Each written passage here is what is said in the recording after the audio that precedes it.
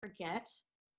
And just starting the recording. Again, for those just joining in, if you would prefer to have your video recording off during the, or your video camera off during the recording, you can feel free to do that now. We have joining Riley, we have Nicole.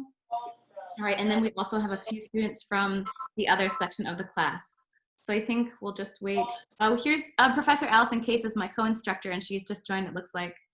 Alison. Hi. Hi, Alison. We have V. Okay. So we'll just take one more minute for people to join, and then I will get us started.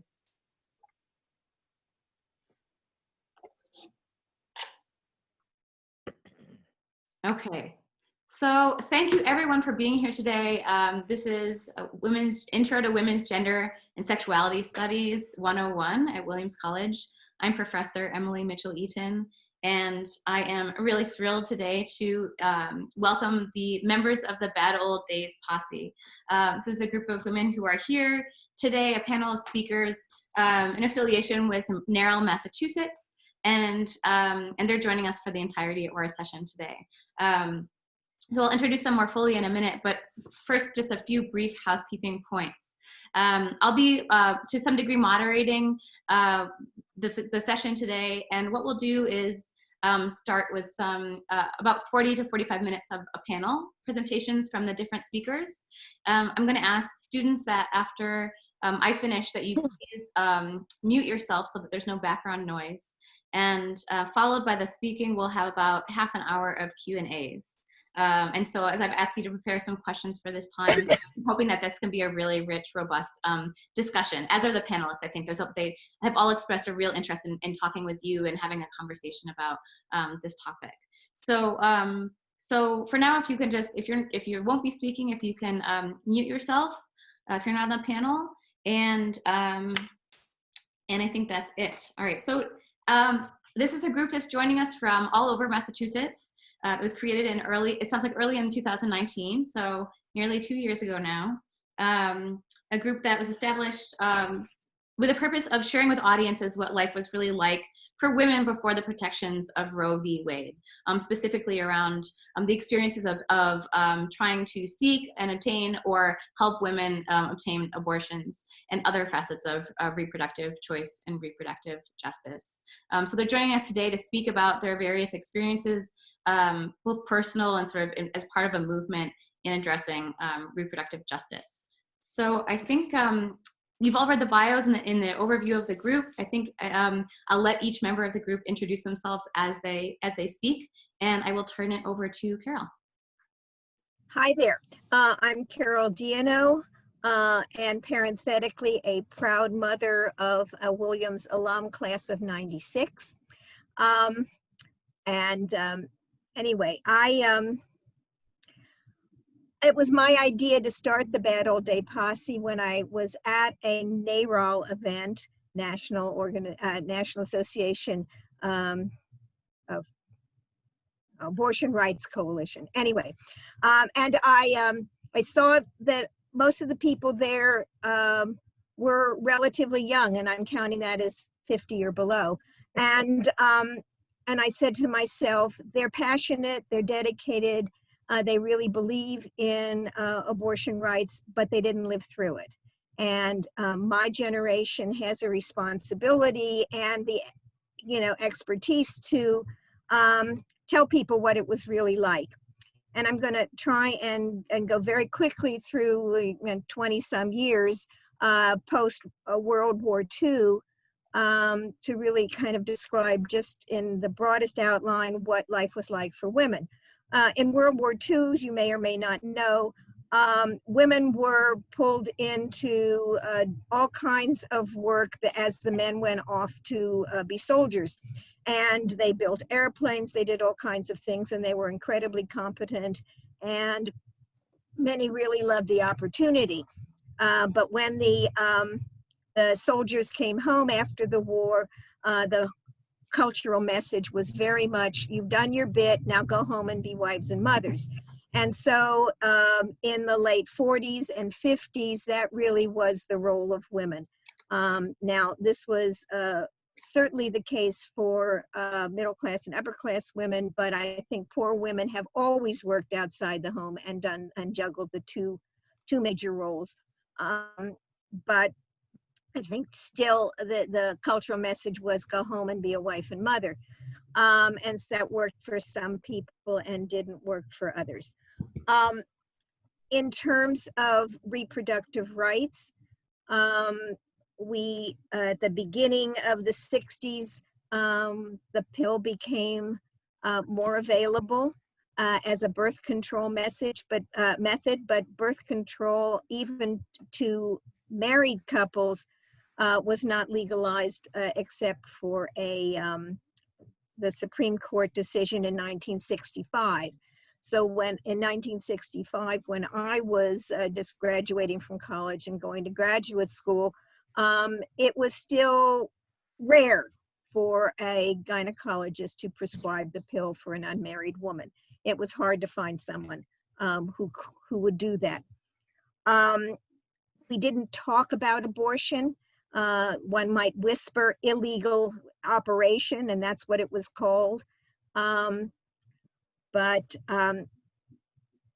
there was just very hard for people, for women who became sexually active, to find a way to protect themselves from getting pregnant.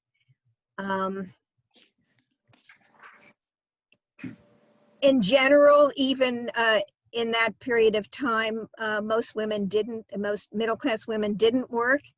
And even my students were always very astonished to find out that jobs were advertised in newspapers, but they weren't advertised in terms of professional or sales or general. They were advertised as male jobs and women jobs. And the women jobs were almost invariably secretarial or clerical and sales kinds of things, retail.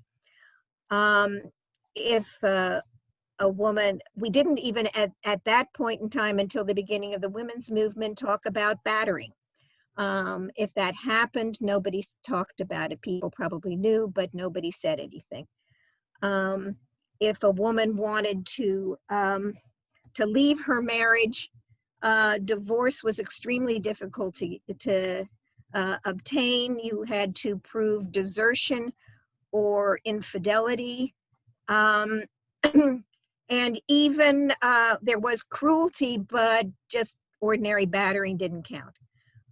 So if a woman left a battering situation, she could lose her children because she would be accused of desertion.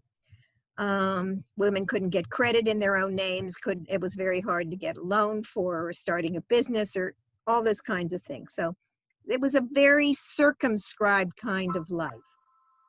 And then we reach the end of the 60s and the 70s when it became the culture, the country became more tolerant of abortion, and but it was still illegal in most states. And some of us did abortion counseling at that point, and some of us had illegal abortions before Roe. And so I want to turn it over to Susan, who I'm trying to find. I'm right next to you. Oh, there you are. Right. Okay. Susan's and my abortion experience was similar, so she's going to start, and I might come back and fill in a little bit then. Okay. Hi, my name is Susan Etzkovitz, and it's a pleasure to be here with you all and tell you about my story. It was 1965. I dropped out of college and joined VISTA, the Domestic Peace Corps, a volunteer organization that eventually sent me to inner city,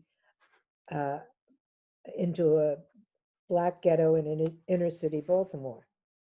I was placed in the home of a local family that consisted of an elderly couple and their 30-year-old divorced son. Often at night, we watched TV together. Eventually, the couple went to bed, leaving their son and me alone with each other. One thing led to another, and we embarked on a sexual relationship. At the time, I was a technical virgin. I can explain that later if people are not familiar with that term. We didn't use precautions because he said he was sterile. I believed him, and I think he did too. Oh dear. Lo and behold, I skipped my period and just knew that I was pregnant. Panic set in. I immediately decided that I would have an abortion, but how? A friend had a list of names of abortion providers she had obtained from a clergyman that included the rules for making the phone calls to set up appointments. There was kind of codes. You would call up and say, I'm having a terrible headache. I need to see someone immediately. And that would transcribe to the person at the other end of the phone that you were calling about an abortion, and that they would fit you in if they could, and did. I found a provider on Long Island where I grew up and where my cousin lives, so I scheduled an appointment. Now I had to get the $500, which is what it cost. I called my married sister, Anne, and told her and asked her for the money that I needed. I knew she and her husband were pretty well off and could afford to give me the money. Unfortunately, she told her husband, who said that he would only give me the money if I told my mother. And for some reason, I just didn't want to tell my mother. I probably could have, and she probably would have understood, but I just couldn't do it. I just wasn't emotionally able to make that confession to my mother. It felt like a confession. So within a couple of days, I called my sister back and I told her that I had gotten my period and we didn't have to worry about a thing after all. And that was the end of my sister's participation in my abortion. I called several friends asking for help, for money, to loan me money. Not too many of us had spare money to loan or pass on to someone, but luckily I did have a friend, my friend Judy, and she had a very, very wealthy boyfriend, Dick. And he gave me the money, no strings attached. He gave me $500 so that I could pursue my plan. My cousin drove me to the meeting place where Dr. S met us and had us follow him to his humble house. I remember him as a slovenly little old man who could have been anywhere from 60 to 80 years old. His wife was in the kitchen when we arrived, and she seemed not very happy to see us. She kind of scowled as my cousin Betty and I followed the doctor up to the room. He took us upstairs to the operating room. I was totally terrified. He performed a DNC. My cousin watched, and he said to her, "Let this be a lesson to you." Afterwards, he let me rest on the bed, and then I went home. I was pretty freaked out and felt sick, but I had survived. I found out years later that he was not even a doctor. I am so lucky I didn't die or have permanent damage. This was not the fate of many people in that situation. That's it.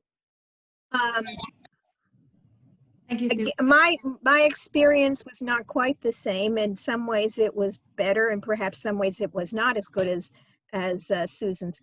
I found when I discovered I was pregnant, or I thought I was pregnant, it was even hard in Baltimore to find somebody where you could get a pregnancy test. There were no little things you could buy at the drugstore. So you had to get a pregnancy test in order to arrange an abortion. Luckily, someone at the college knew, had a name. But that doctor required that you actually have a pregnancy test. And I didn't want to go to someone for a pregnancy test and have to sit through a lecture or something like that, or have extra kind of expenses because of that.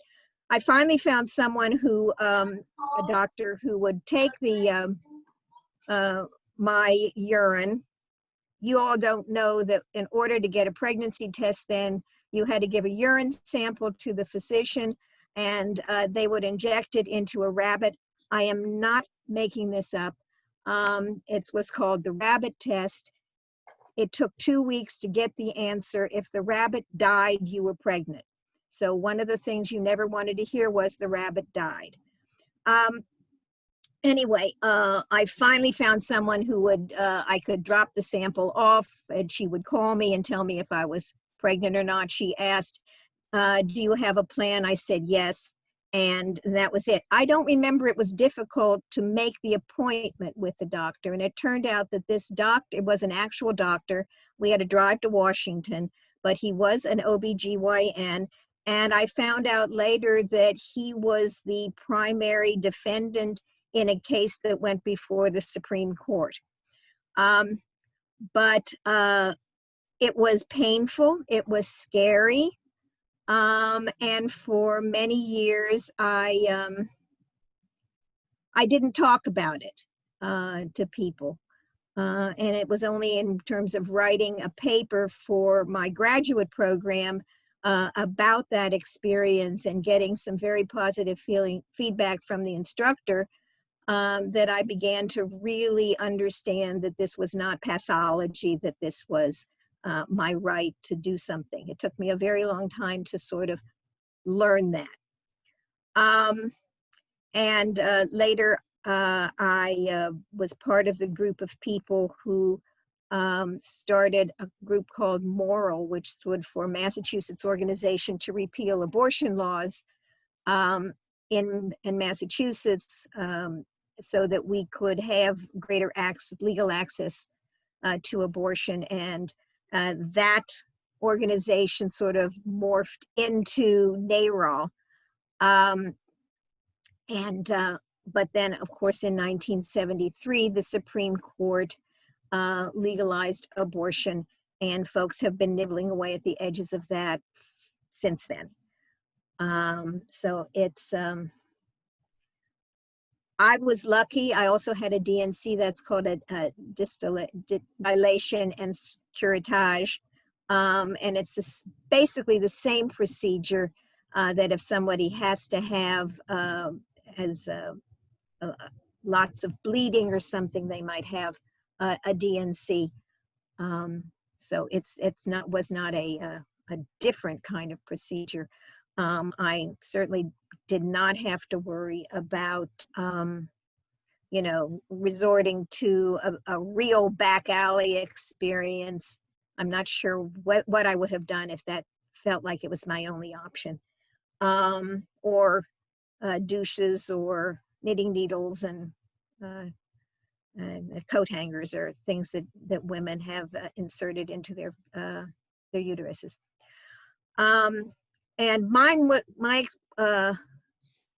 abortion, my illegal abortion, only cost $300. And there was sort of an unwritten rule at my college that every woman did not let her bank account go under $300, because you always wanted to have that cushion. Anyway, so it took me a long time to unlearn shame about having an abortion experience. And I think I'm going to turn this over to Sally, who's going to talk about her experiences. Hi, I'm Sally Ben-Bassett, and I had an illegal abortion in 1970, also in Washington. And some of the things that Carol and Susan has talked about were true for me as well.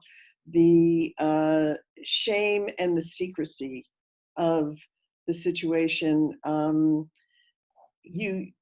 Many of us did not feel like we could talk to our families about it. It was also at a time where The civil rights movement was happening, the protests against the Civil War, and the women's movement were all happening in the country at the same time. And many of us, you know, it might be hard to believe now, but many of us were experimenting with different partners and expressing our sexuality at that point. And birth control was not what it is today in terms of options for people. I was at the end, I was a senior in college, and everyone, white, middle-class, college-educated women knew somebody who could help you find access to having an abortion.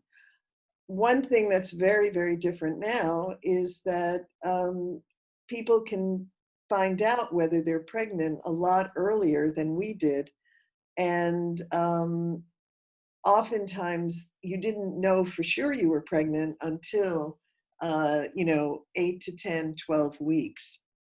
So there was a huge amount of pressure on women once they found out they were pregnant and wanted to have an abortion. I had an illegal abortion, but it was with, actually, we think it might be the same doctor a few years after Carol's experience. But after my experience having the abortion, I decided to do abortion counseling at the Women's Health Center in the middle of DC. It was a transitional neighborhood at the time, so it was in the middle of a Hispanic, a Black, a white neighborhood. It's actually around the corner from where the Obamas live now. It's very different. But this was an office that women came to, and we had women coming from all over the city and from all over the area. Even at that time, we had young women, very young women, women in college, and we also had married women who had children, and for, you know, a wide variety of reasons, decided that they wanted to have an abortion. At that time, and I was doing it for about 3 years, at that time, there was this one doctor in DC who was a certified doctor. We would send people to him, we would send people to New York, to Puerto Rico, to England. And when I was thinking about it, realizing we had no follow-up. So we had no idea what people's experiences were once we sent them there. You know, it's probably hard, it's hard for me to imagine what that was like. And I was in it. I'm sure it's hard for you all to really even think about it, but we had no access to money. So however you got your money to pay for this was your problem. It's very noticeable to me to think about it. Oftentimes, in the vast majority of situations, the women did not talk about the men who were their partners, whether they were a serious partner, whether it was a casual partner. It was like men were almost absent from the conversation. And we just hoped for the best. And so we would send women on their way, and everything felt very secret. It felt kind of waiting for the police to come. But it was the best we could do at that time. And it's, you know, a very scary thing to think about in terms of where we are right now. And that's what I want to share with you. And just to follow up on something Carol said, I'm 72 years old, and it wasn't until about 10 years ago that I always kept a wad of cash in my closet from all the years that I always kept that pot of money, so that if somebody called me up and said, I need some money, I would have that for them. It just became something that was part of my life. And every time I moved, you know, that envelope with that money moved with me. So it was something that becomes very indelible in your mind. Martha, it's yours. Sure. Hi, it's really good to be able to have such an audience to talk to about this really important topic. I am 75. I retired 5 years ago after 30 years as a women's health nurse practitioner. I personally did not get pregnant when I was in college. It wasn't for lack of trying, but it just didn't happen. So I personally did not have the experience of an abortion, but I experienced it with friends. And one experience was really awful. And I just want to present that, even though it wasn't my abortion, because I think if we lose Roe v. Wade, this is going to be an experience that people will once again have. So it was a friend who got pregnant. It was in the 60s. I think it was 65 or 66, but I can't remember exactly. I have certain images that will stay in my head, but the dates I'm not 100% sure of. But she got pregnant, and she was white, middle class. She had the money. That was not the issue. It was finding someone to do the abortion. It was in Boston. She found someone and asked us to go with her. We had a car. I don't drive, but there was another woman there. We drove her to the spot, which was a seedy, disgusting looking motel. They wouldn't let us in with her, so she went in alone, gave us a little wave. It was like, oh God, please let her come out. And before, not too long, I don't remember exactly how much time, this kind of grungy looking man ran out of the motel room, and we were about to get out of the car to go into the room to see about our friend, and the police arrived. And the abortionist was long gone, but my friend was hauled off by the police to the local police station. And it was humiliating for her, because they basically went into the lobby of the police station and just announced, this woman has just had an abortion. She just killed her baby in front of everyone. I'm not 100% sure why she wasn't arrested or booked. I don't remember that dynamic, or if we convinced them not to do that, like, how did they really know that's what happened? But it was an awful, awful experience for her, for us. And the abortionist was basically nowhere to be found. I don't know if anyone ever used him again to do the abortion. I'm sure he was not a trained medical professional. But anyway, it was a very awful experience. So file that away, because if Roe v. Wade gets reversed, that's what women will be looking at once again. I lived in Italy for many years after I graduated from college, and people are always amazed at this, but abortion was used a lot in Italy. People are shocked when they hear that, but there were a group of midwives who performed abortions all over Italy. The problem was, if you had a bad outcome and were bleeding and had to go to the hospital after your abortion, you could be arrested. in the emergency room in the hospital if anyone thought that you were bleeding because you'd had an abortion.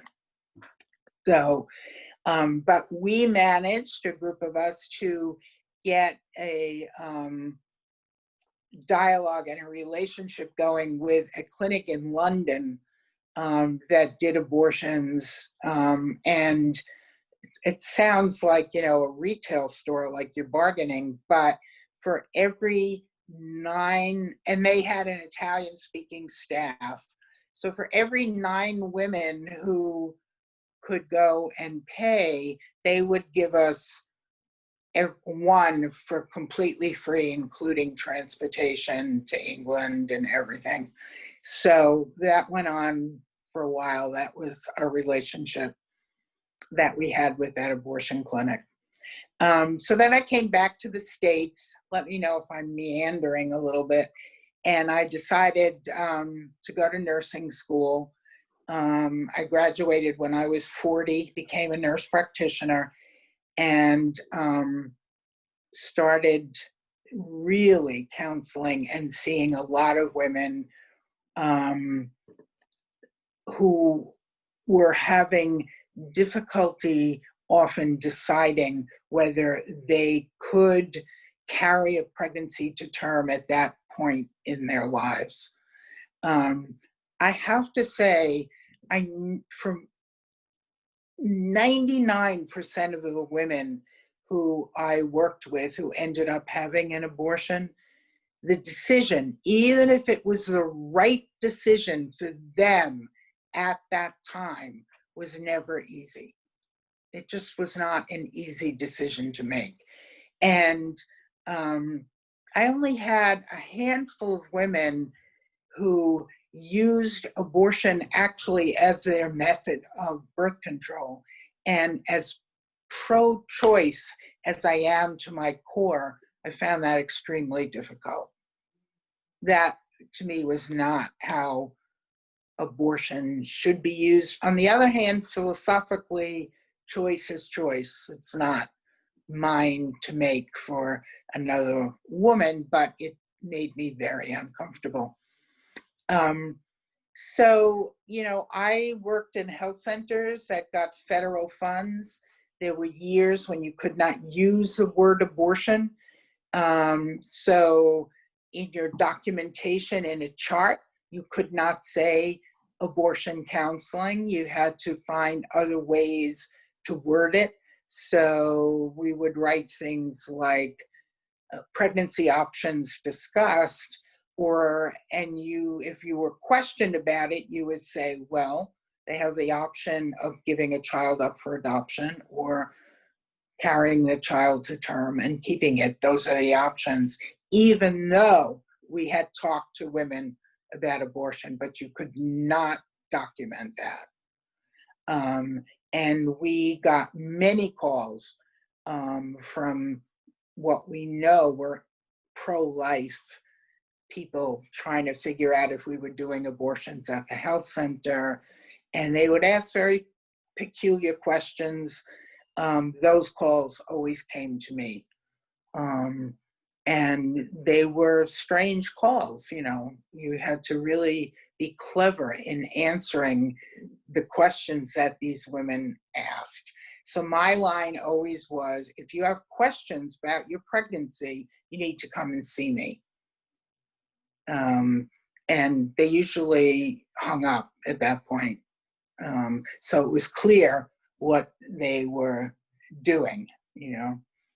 So that's been my experience. I probably have counseled hundreds of women around reproductive choice.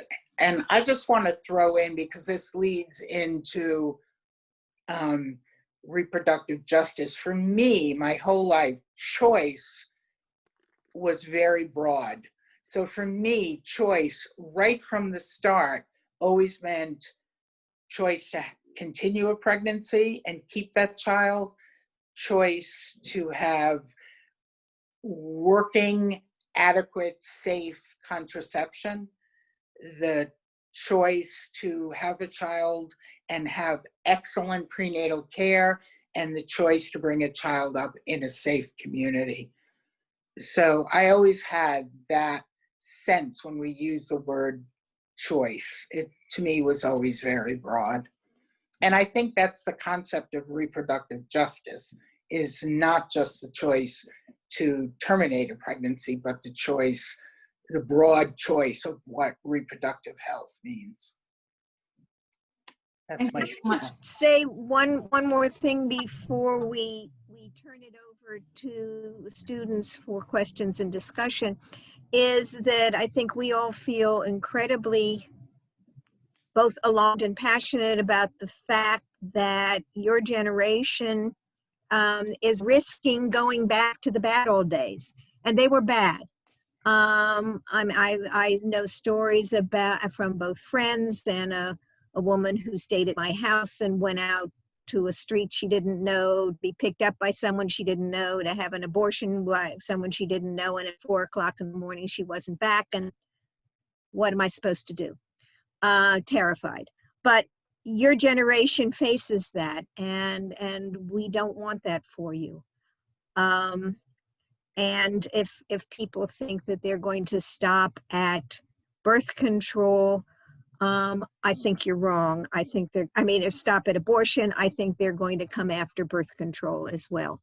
And I think it's a terrifying time for us. Anyway.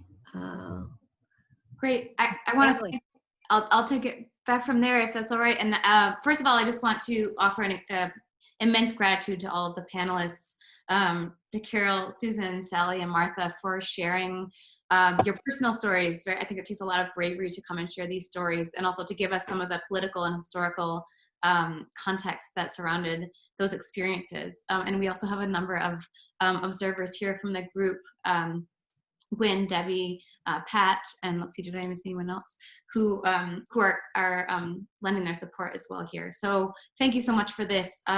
We have quite a bit of time actually for Q&A. And so what I would like to do at this time, so that we can really feel like we're all as much as we can, that we're all in a room together and really sharing a conversation and discussion, is for students to, if you're able to turn on your video now and your audio, so that our panelists can meet you. We can have a conversation, right? Hello, faces. And maybe give a quick wave. Yes, it's nice to talk to faces instead of black screens. But if you can't, that's fine too. Okay, so why don't we just, there's so much to talk about. I think what I'll do is just open it up to Q&A and see if there is anybody who'd like to ask the first question. And I'll mention also, if you can ask over a video, that's great. If you don't feel comfortable asking the question, you're also welcome to send me a private chat, and I'll ask the question myself. Hi everyone, sorry my video is still off. My Wi-Fi is somewhat on the fritz right now, so I apologize, but just know I'm smiling. And I first want to start off and say thank you all for sharing your personal stories. I know we all really appreciate your time, and hearing about them is really important. I think it's clear from your experiences, that reproductive rights and abortion rights have come a long way, but we're sort of in a pivotal moment where these are being challenged, Carol, as you just mentioned. So I'm wondering if you could speak on your view of sort of current limits to access to abortion, in terms of federal funding, how there are only one abortion clinic in some states, and sort of in the context of your experience through the 60s and 70s. It'd be wonderful. Start with that, and then Martha pick up. That was something I was going to say and didn't, is that in many parts of the country, we're already in the bad old days. And that women don't have any access, any choice in terms of a provider. I think we don't yet have a state where there are no abortion clinics, but they may be one in a very large state, so that someone has to travel, and then there are the the limits for, you know, someone might have to have a 3-day waiting period and come back for 2 appointments, or the invasive vaginal kinds of probes and things that women are subjected to. I think if we want to see what life could be like for other places, you know, for the country as a whole, I think we just have to look at those states, which are far too many of them. But so far, Massachusetts has resisted anything like that, and there is a legislation that is pending in our legislature to increase protections for abortion rights, and it's called the Roe Act, R, capital O, capital E Act. And if any of you are Massachusetts citizens, then you know, contact your legislature and say, you know, approve, you know, vote for that. Martha? I'll jump in and say, sorry, I'm just want to mention that I'm going to moderate. I see some hands up in the chat as well, so I'll make sure to keep checking in on the chat. You can either raise your hands in the chat, or if you want, you can raise your hand. So we'll go to Martha and then Pat. Okay, I just wanted to add to what Carol said.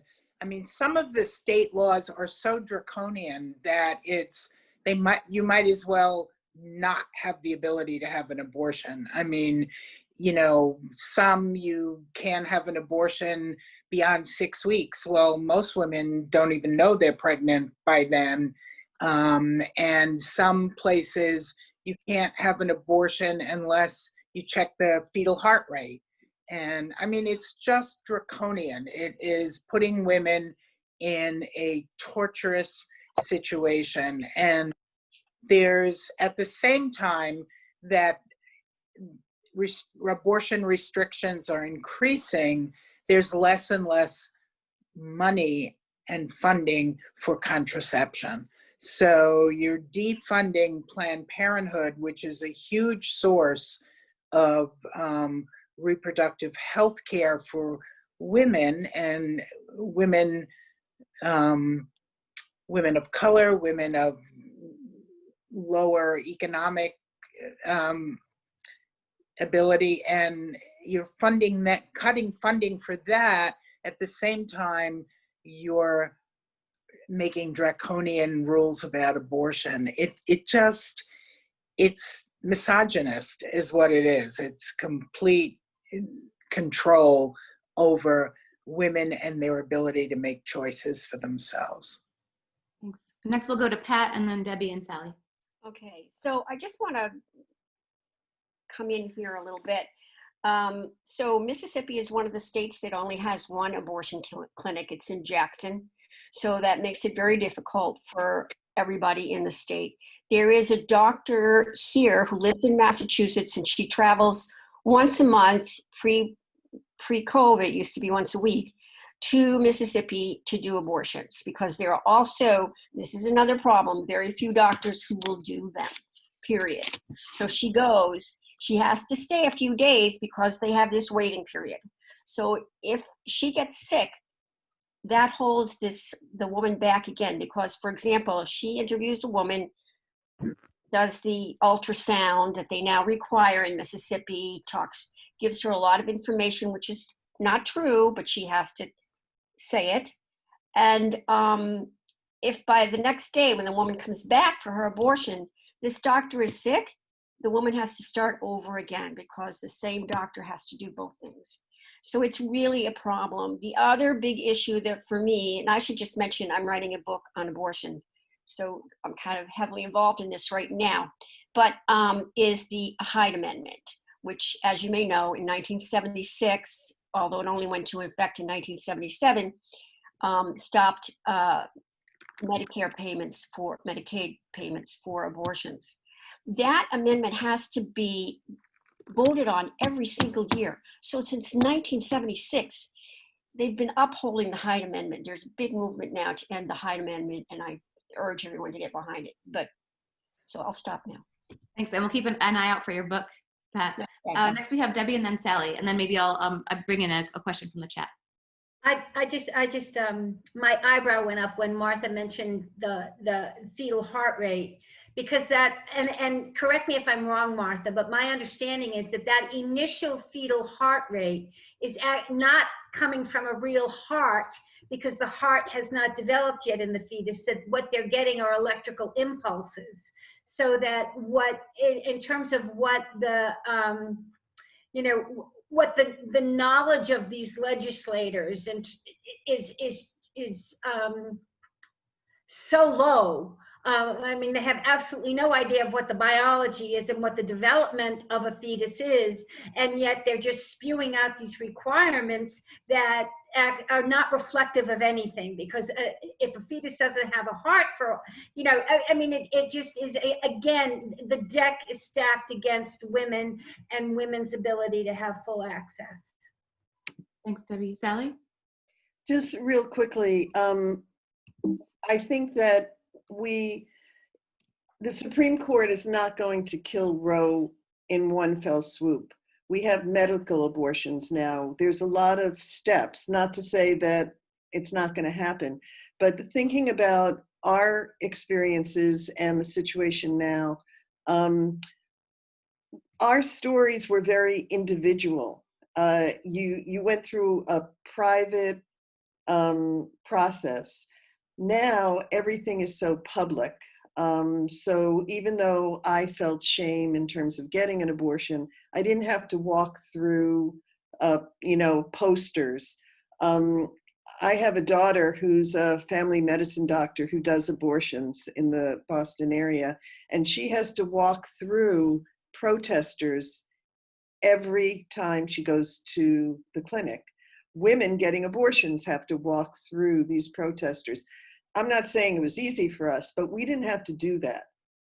Everything is so public now, and I think that makes a huge difference in terms of the individual decisions that women ultimately have to make.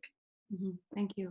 There's a question from the chat that actually speaks to some of these questions about sort of the individual experience versus support and community. One of our students asked, Dan asked, that you mentioned how support groups were very difficult to access or not even available in the past.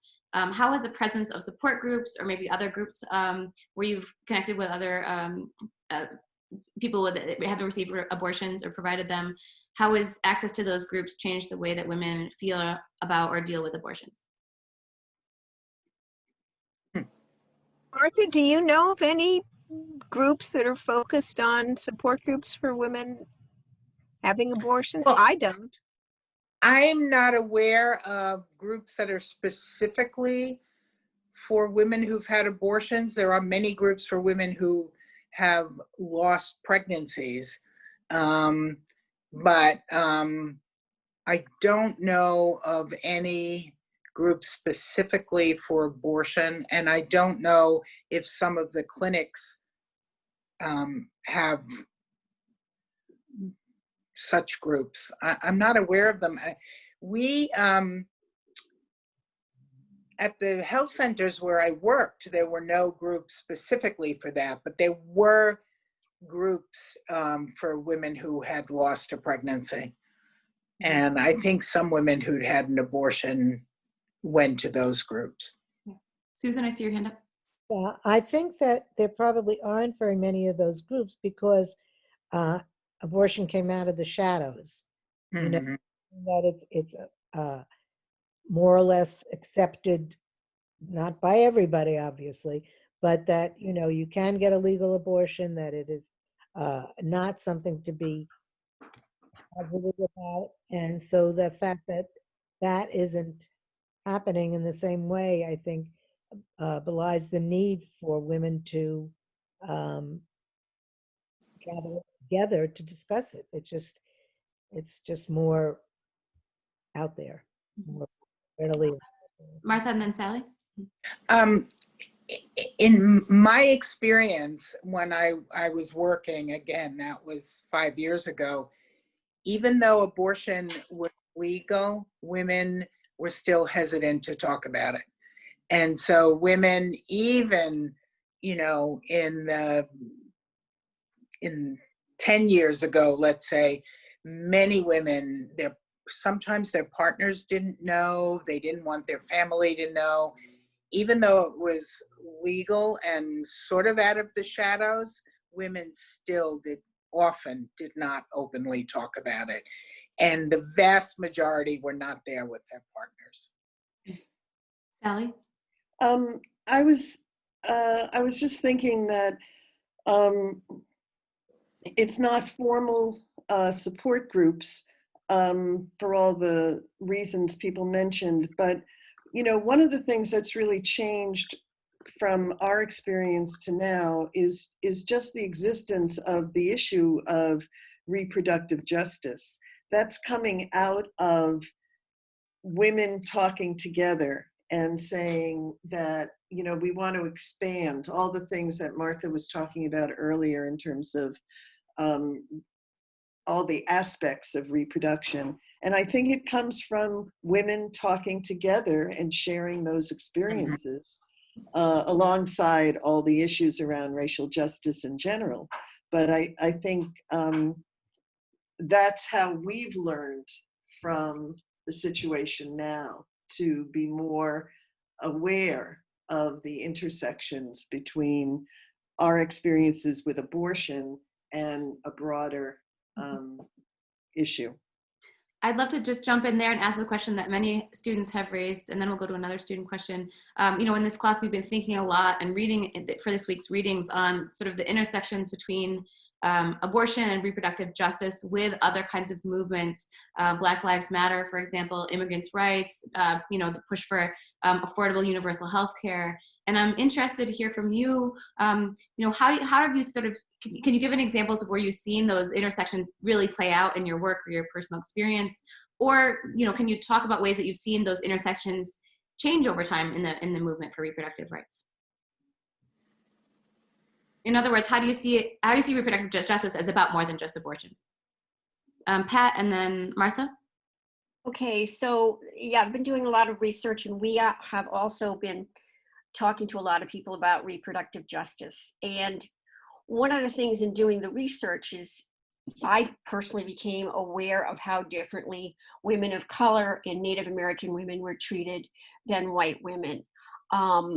In terms of getting abortions, that was difficult for them, very often relying on home remedies or midwives, not so bad. But one of the big things is that, in the history of the country, African American women, Black women, and Native American women were urged to get sterilized, sometimes while they were in labor, and could not make conscious decisions, or they weren't even asked. Fannie Lou Hamer, the famous civil rights activist, went into the hospital to have a small tumor removed, and she came out without a uterus. Okay, just that's what they did. 25% of Native American women, for example, were sterilized by the Native Indian Health, whatever we call that. And so there's a big discrepancy in how, and I think we're just getting started on that, and how these things are treated and how people talk about them. But reproductive justice, I think Martha said it earlier, it encompasses, as reproductive health, a whole range of issues, like why don't we have paid maternity leave? Why not? So that's my 2 cents. That's it. Right, thanks. We have a couple questions coming in from the chat, so maybe I'll just mention a few of those. One question about sort of the role of men in these experiences. The student says, I know Sally mentioned that the man who impregnated her was completely out of the process. Was this true most of the time? Were they left without any support from the men? Yeah, I didn't hear the last part of what you said. I'm sorry. Sally mentioned that the man who impregnated her was completely out of the process. Was this true most of the time? Were they left without any support from the men? Okay. I'm sorry. I should have raised my hand. I'm sorry. The man who impregnated me drove me to the appointment and, waited and drove me back to where I was living. I do not recall that he contributed financially to the abortion. Sally, and then Martha. I was just going to say, it wasn't just, obviously there were men who were involved, but even my experience as an abortion counselor, I think it was a very different time than it is now, in terms of it was very common for oftentimes married women, women who already had children, didn't even tell their husbands that they were making the decision to do this. That partners might have been told, but not necessarily really part of the process.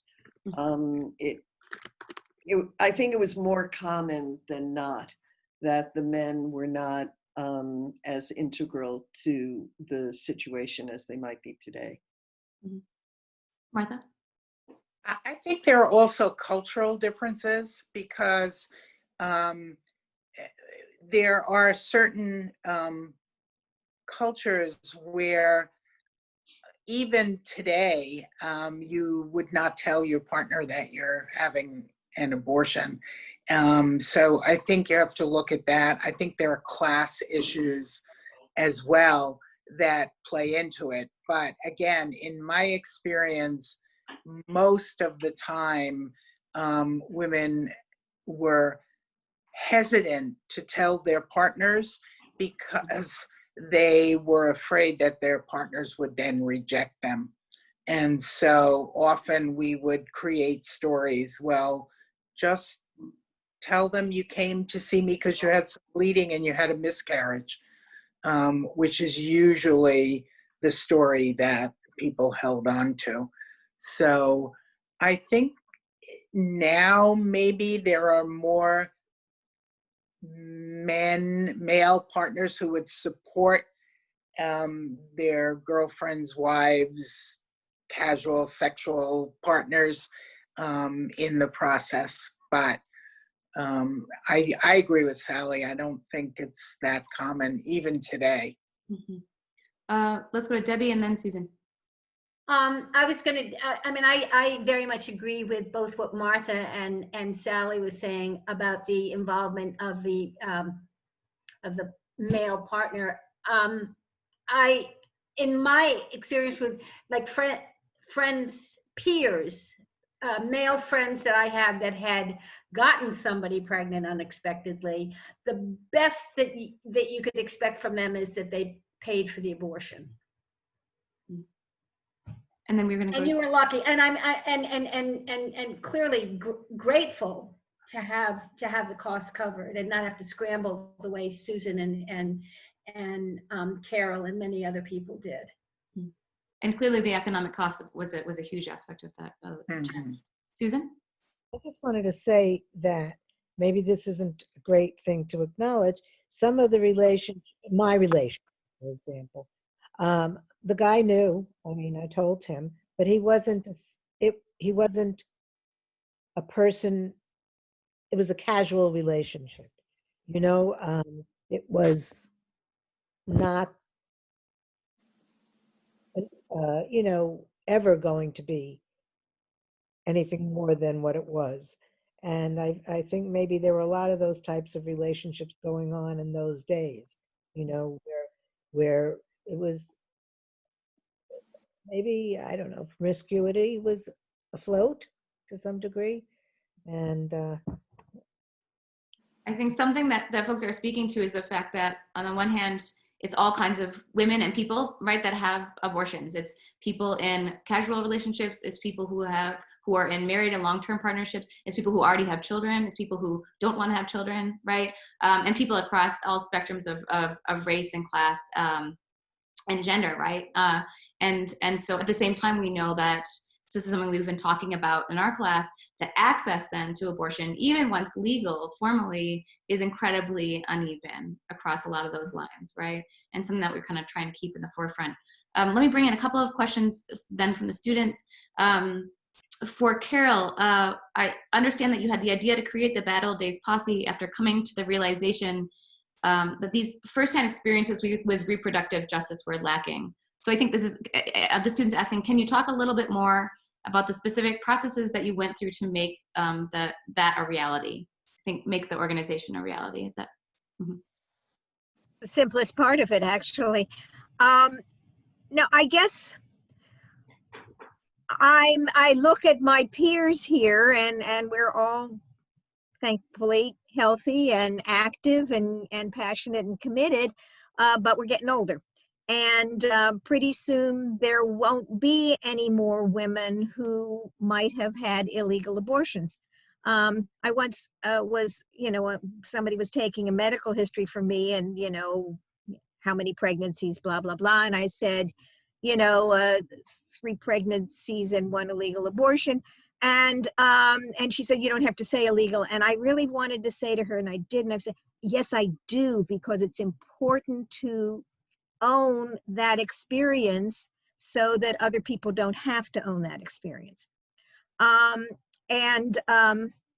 But all I did really, once I had the idea, is I talked to Rebecca at NARAL, who's the head of that organization, and I said, my peers have a special area of expertise here that perhaps would be useful.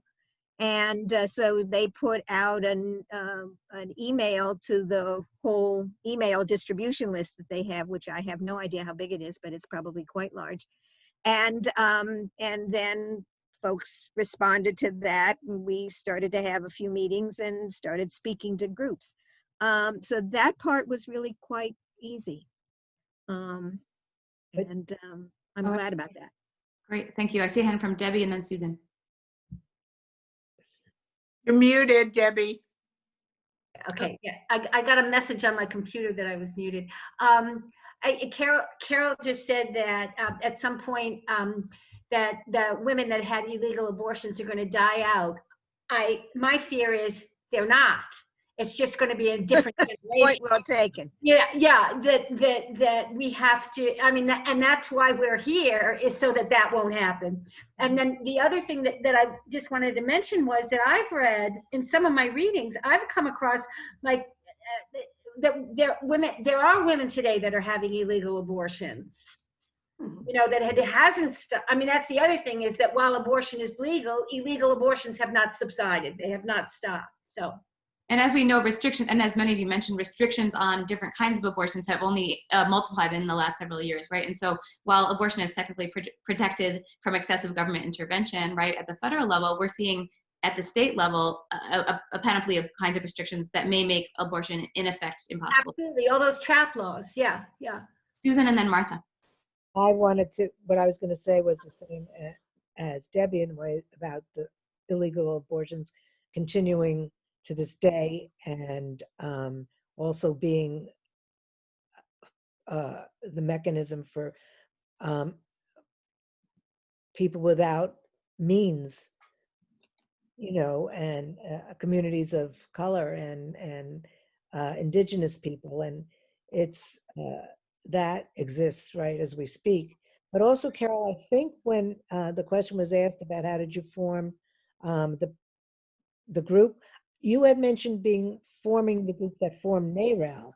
That was part of forming NARAL, and I was wondering if you could just say a word how you organized that group, because once that was done, coming in with the Bad Old Days Posse makes sense. But how did you get the NARAL group on the ground?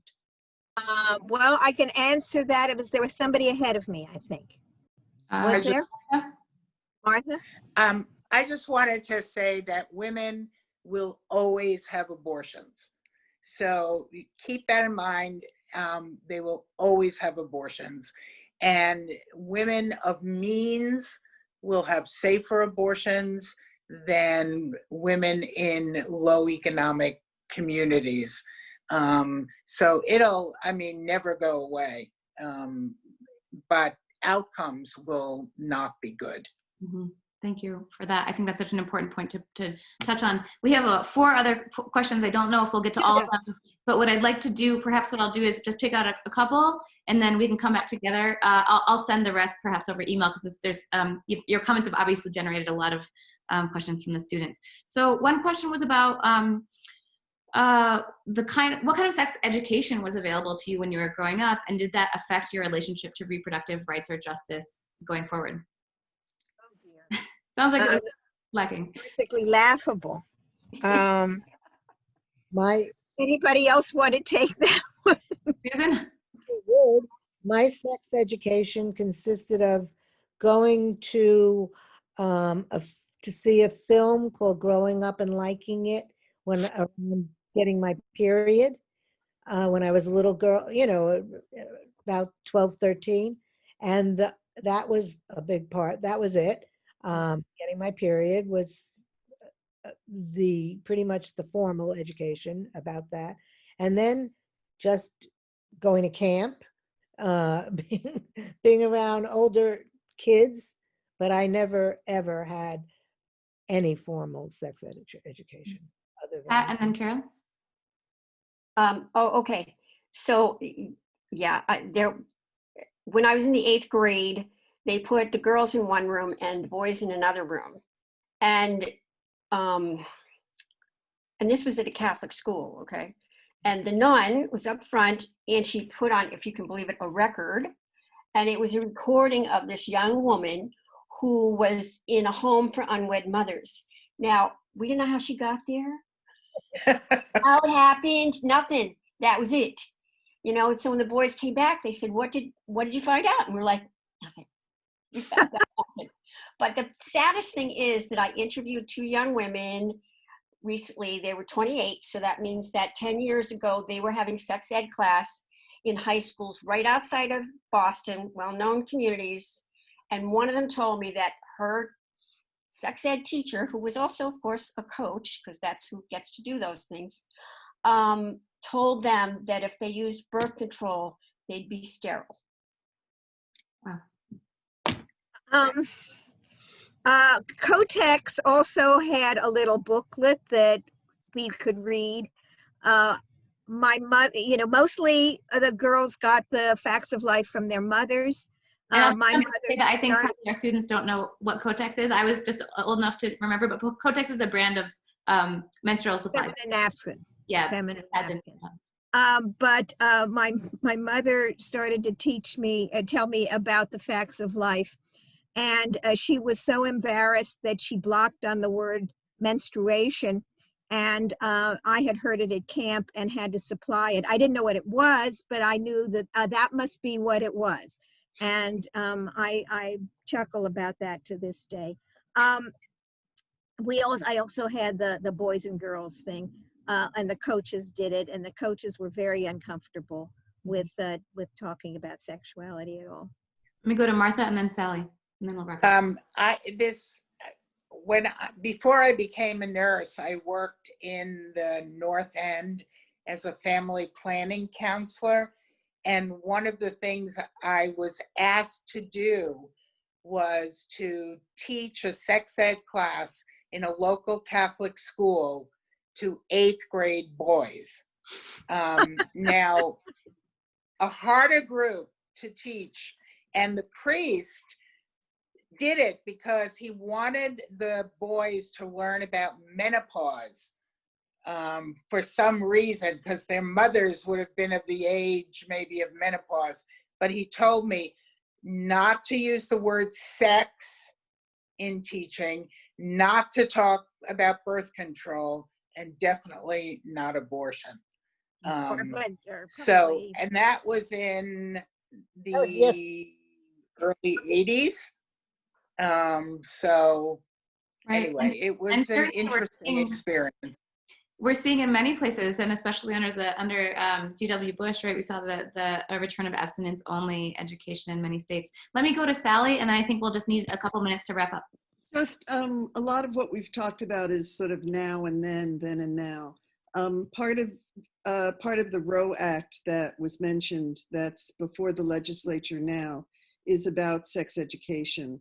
And I find it interesting that 2 of the pieces of the bill, one is that local communities do not have to provide sex education.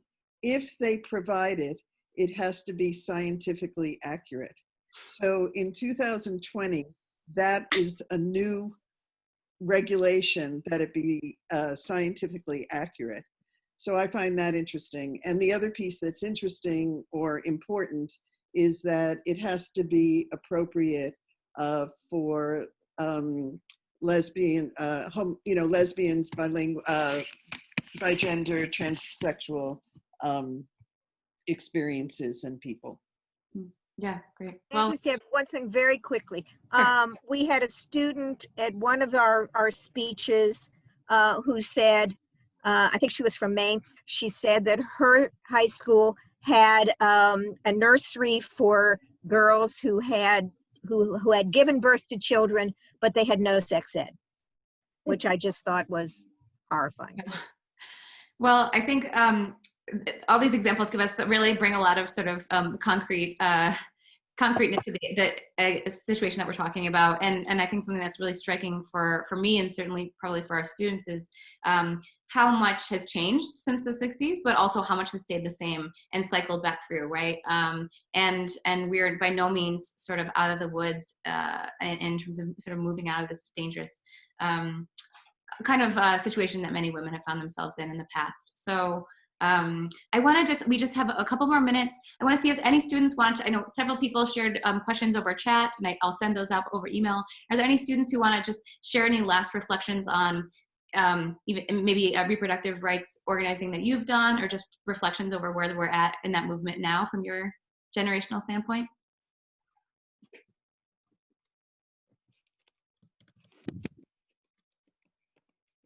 How are you seeing those issues being discussed on campus?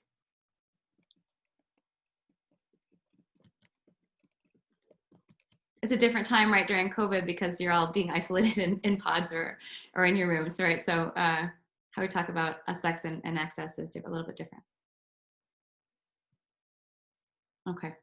Well, I will send those additional, we have about 4 more questions that came through the chat. So I'll make sure to send those out over email, and if you have a chance to respond, you might feel welcome to do that.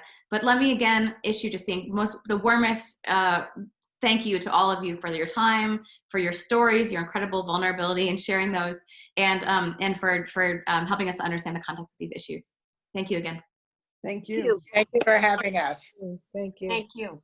Thank you. And good luck to your younger generation. We'll be continuing the fight for you. Thank you so much. We appreciate you all.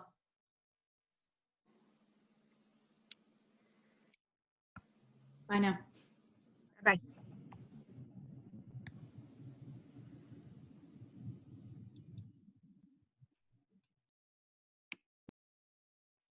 Hi, Alison.